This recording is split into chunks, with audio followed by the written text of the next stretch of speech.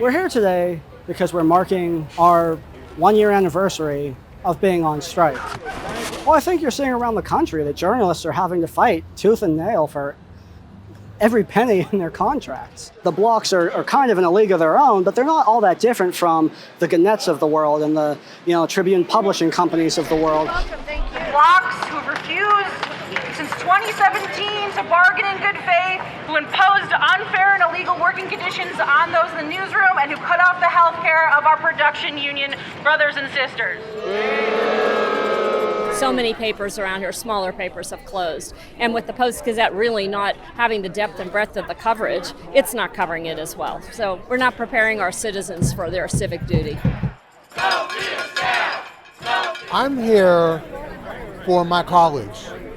I'm here for this movement because I think, frankly, this is the right thing to do.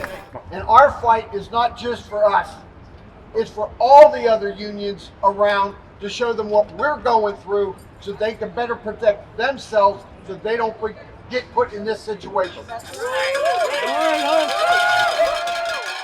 It's been wonderful to have these folks here. It really gives you renewed energy. It reminds you that people do care, and we're not isolated.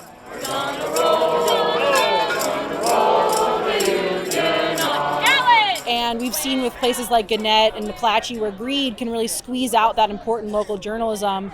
And a huge part of keeping local news local with reporters who live in the city, who care about the people and the issues they're covering, is to have it be a union newsroom where those workers have their rights protected and they're not run out of town by low pay and unfair management and greedy owners. And the way to keep the jobs worthwhile is to demand fair pay and livable wages and enough to build a life on in the cities that they're covering. That when you look around, there are so many more of us than there are of them. Yes.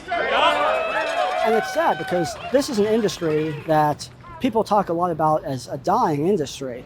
And I don't believe that at all. I mean, I look at the money that the blocks have spent on union busting. We could have had a contract 5-10 times over already, probably just on their legal fees that they've had to pay, on the losses in court that they've had. It's shameful. We're gonna roll.